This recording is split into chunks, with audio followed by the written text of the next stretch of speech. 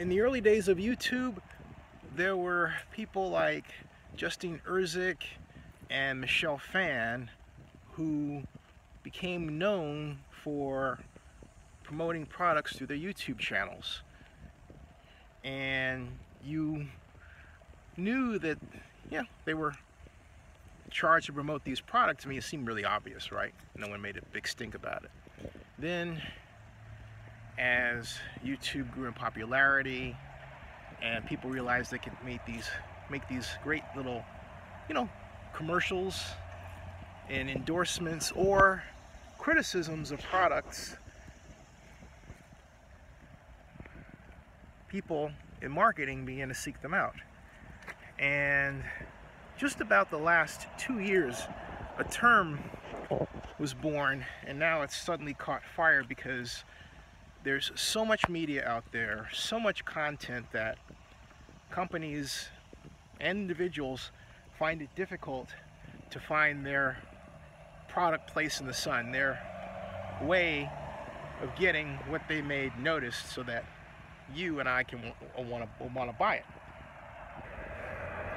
And this term sprang up called influencer marketing because basically people like myself or Michelle or Justine influence others either by comment or by sight of us using something or talking about something to buy that something or not buy it or do something else, right?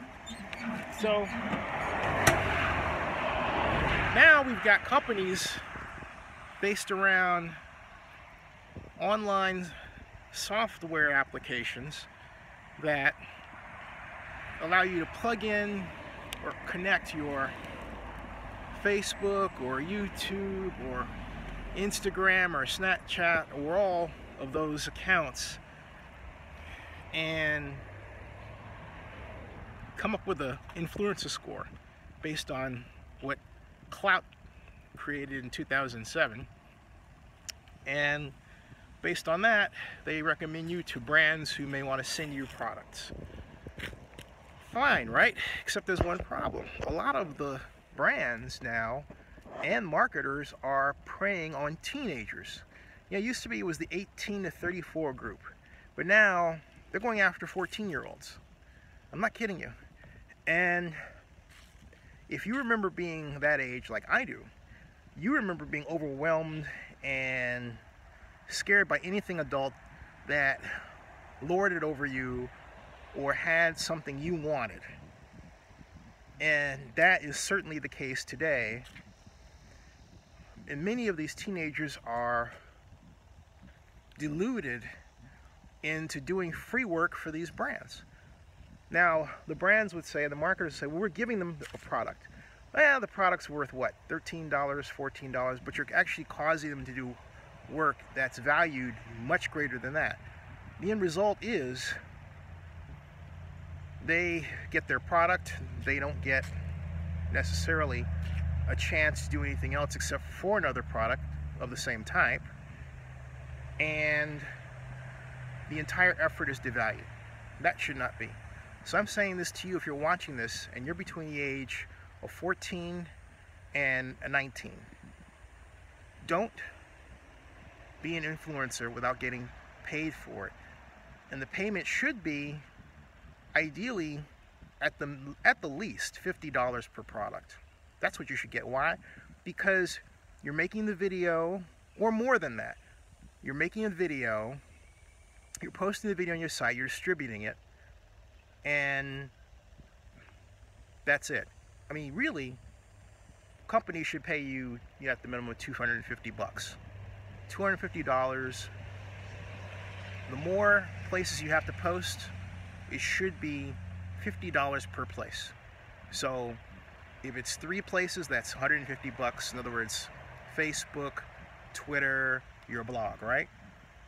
Or something like that. If that should be the minimum. The minimum. The ideal payment is, Tap Influence had it right at one point. They paid, I did a engagement with Kaspersky, the security company, $300 for one combination video blog post. That was reasonable. That was reasonable. Should be a little bit more, but that was cool. all right? But you want to get fair market value for what you do. They ask you to build a website, or if they ask you to build a blog, or if they ask you to build Twitter accounts, you should talk about a range in the neighborhood of $600,000 to $1,000. Ideally, website, $2,000, $3,000. You should not allow marketers to pull down the pricing just because you're young. And a lot of people do that. They think, oh, I'll just get some young person, or the term is always, not always, but most of the time, some young girl, okay? I'll get some young girl to do it, right? Boy, oh boy. I had to look up and see if they were attacking me from them on high. You never know who's up there. But here's what I'm saying. Don't get used.